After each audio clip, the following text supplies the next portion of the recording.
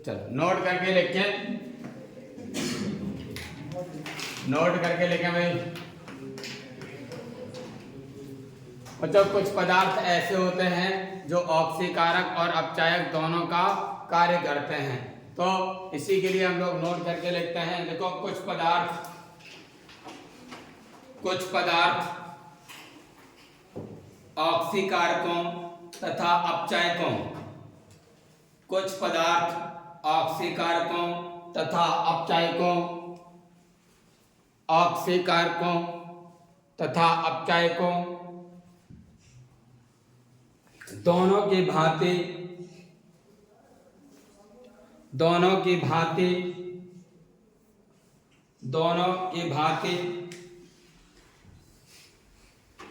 व्यवहार कर सकते हैं, दोनों की भांति व्यवहार कर सकते हैं, दोनों की भांति व्यवहार कर सकते हैं, दोनों की भांति व्यवहार कर सकते हैं। ठीक है ना, दोनों की भांति व्यवहार कर सकते हैं। जैसे हमारे पास SO2, जैसे हमारे पास SO2 कोमा HNO2 कोमा और भी हमारा H2O2 आदि, ये बच्चों दोनों की भांति व्यवहार कर सकते हैं। ठीक है, किसकी भांति व्यवहार कर सकते हैं? दोनों की भांति व्यवहार कर सकते हैं। ठीक है, नोट कर लो। अब मैं आपको एक रिएक्शन लिखूंगा और उसमें आपको बताना है, यही पूछा जाता है निम्नलिखित अभिक्रिया में कौन ऑक्सीकारक है और कौन अपचायक है। पहले नोट कर रहे हैं इसको, फिर रिएक्शन को मैं बताता हूं। ठीक है, फटाफट लिखें।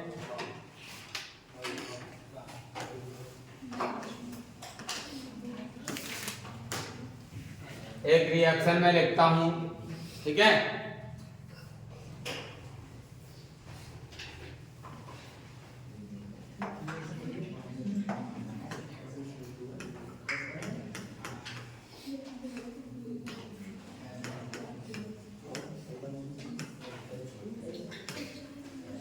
Hg2Cl2 plus SnCl2 arrow Hg2Cl2 Hg2Cl2 plus SnCl4।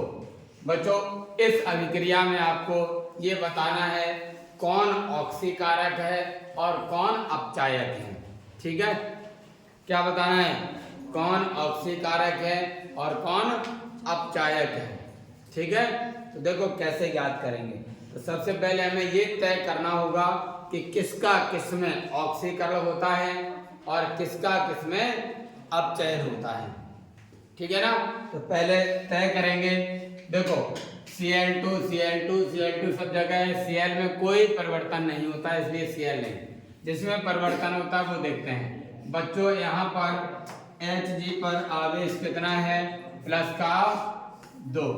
ठीक है ना, क्या है? प्लस का 2, क्योंकि इसके आवेश को देखना है तो इसके नीचे जो संख्या लिखी है वो देखना पड़ता है ना। तो यहाँ पर आगे संख्या लिखी है इसलिए प्लस की, पीछे लिखी होती है वो माइनस की, थोड़ा सा ध्यान देना है। ठीक है, और Sn पर आवेश कितना है बच्चों? प्लस का 2। ओके, यहाँ पर 2 एकम 2 2 एकम 2 कट जाएगा, 1 1 बचेगा, तो यहाँ पर प्लस का कितना बचेगा? Hg पर 1। ठीक है ना, यहाँ पर Sn पर कितना? प्लस का 4। अब बताइए धनात्मक Hg से Hg प्लस 2 से कितनी हो गई? प्लस 1। बताओ ऑक्सीकरण हुआ या अपचयन हुआ? अपचयन। धनात्मक ऑक्सीकरण संख्या का घटना या ऑक्सीकरण संख्या में कमी जो होती है वो क्या कहलाती है? अपचयन कहलाती है। तो यहाँ पर क्या है? रिडक्शन। ये क्या हुआ है? यहाँ पर रिडक्शन हुआ है। क्या हुआ है? रिडक्शन। क्या हुआ है? रिडक्शन। और यहाँ पर अगर हम बात करें, यहाँ पर Sn+2 से Sn+4 में धनात्मक संयोजकता का बढ़ना क्या कहलाता है? ऑक्सीडेशन कहलाता है। क्या कहलाता है? ऑक्सीडेशन कहलाता है। तो देखो अब हमें बताना है कौन ऑक्सीकारक है और कौन अपचायक है। बच्चों अभी मैंने ऑक्सीकारक के लिए कहा कि वह पदार्थ जो किसी रासायनिक अभिक्रिया में दूसरे अभिकारक पदार्थ को क्या करता है, ऑक्सीकृत करता है। तो ये वाला पदार्थ ना होता तो इसका ऑक्सीकरण होता नहीं होता, ठीक है। तो ये वाला पदार्थ इस वाले पदार्थ को क्या करता है, ऑक्सीकृत करता है और स्वयं अपचयित यानी कि स्वयं का अपचयन हो जाता। तो ऐसे पदार्थों को ही क्या कहेंगे, ऑक्सीकारक। तो ये वाला पदार्थ क्या है, यहाँ पर ऑक्सीकारक है, ऑक्सीडाइजिंग एजेंट है, ठीक है बच्चों। और यहाँ पर SnCl2 का SnCl4 में क्या हो रहा है, ऑक्सीकरण। तो मैंने कहा था वह पदार्थ जो किसी रासायनिक अभिक्रिया में दूसरे अभिकारक पदार्थ का क्या करता है, दूसरे अभिकारक पदार्थ को अपचयित करता है, स्वयं ऑक्सीकृत हो जाता है, क्या कहलाता है, अपचायक कहलाता है। तो ये वाला बच्चों, ये वाला क्या कहलाएगा, अपचायक कहलाएगा। बोलो बात समझ में आ गई।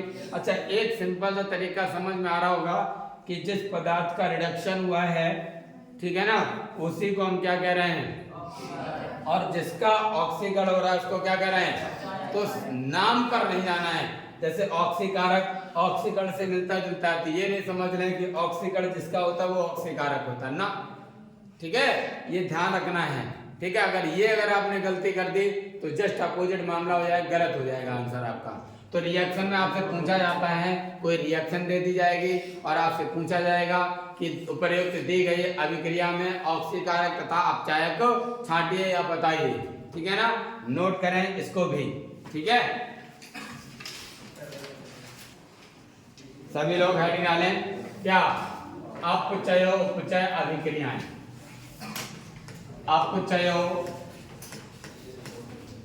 उपचय अभिक्रियाएं, अपचय अपचय अभिक्रियाएं, इन्हीं को क्या बोला जाता है, रिडॉक्स रिएक्शन।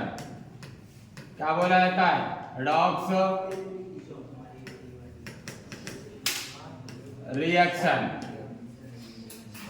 तो मैंने क्या बोला था शुरुआत में, जब मैंने चैप्टर को स्टार्ट किया था तो मैंने कहा था कि रिडॉक्स शब्द दो शब्दों से मिलकर बना है, रेड प्लस ऑक्स। रेड का मतलब है रिडक्शन, ऑक्स का मतलब है ऑक्सीडेशन, मतलब वे अभिक्रियाएं जिनमें ऑक्सीकरण तथा अपचयन एक साथ एक समय पर ही संपन्न होते हैं, क्या कहलाती हैं, रिडॉक्स कहलाती हैं, रिडॉक्स रिएक्शन कहलाती हैं, अपचय उपचय अभिक्रियाएं कहलाती हैं। फटाफट एग्जाम को डेफिनेशन लिखें।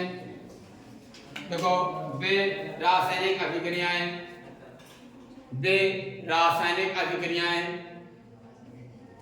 वे रासायनिक अभिक्रियाएं, वे रासायनिक अभिक्रियाएं जिनमें ऑक्सीकरण तथा अपचयन की क्रियाएं, जिनमें ऑक्सीकरण तथा अपचयन की क्रियाएं, जिनमें ऑक्सीकरण तथा अपचयन की क्रियाएं, ऑक्सीकरण तथा अपचयन की क्रियाएं एक साथ एक ही समय पर होती हैं, एक साथ एक ही समय पर होती हैं, एक साथ एक ही समय पर होती हैं। अपचय उपचय अभिक्रियाएं, अपचय उपचय अभिक्रियाएं या रिडॉक्स अभिक्रियाएं कहलाती हैं, या रिडॉक्स अभिक्रियाएं कहलाती हैं, या रिडॉक्स अभिक्रियाएं कहलाती हैं, रिडॉक्स अभिक्रियाएं कहलाती हैं, ठीक है। क्या कहलाती हैं, रिडॉक्स अभिक्रियाएं कहलाती हैं। मैंने क्या कहा, वे रासायनिक अभिक्रियाएं जिनमें ऑक्सीकरण तथा अपचयन एक साथ एक ही समय पर संपन्न होती हैं, क्या कहलाती हैं, अपचय उपचय अभिक्रियाएं या रिडॉक्स अभिक्रियाएं कहलाती हैं। जैसे अभी मैंने एग्जाम्पल ये वाला लिखा था, इसमें आप देख पाएंगे, इसमें ऑक्सीकरण भी होता है और अपचयन भी होता है एक साथ, अतः ये क्या कहलाएंगे, ये कहलाएंगे रिडॉक्स अभिक्रियाएं। यही अभिक्रिया क्या है? रिडॉक्स। इसमें दोनों प्रकार की अभिक्रियाएं हो जाएं उन्हीं को हम क्या कहेंगे? Redox reaction. क्या कहेंगे? Redox reaction. एग्जांपल यही लिखते हैं, ठीक है। ये क्या है? Redox reaction. नोट करें फटाफट।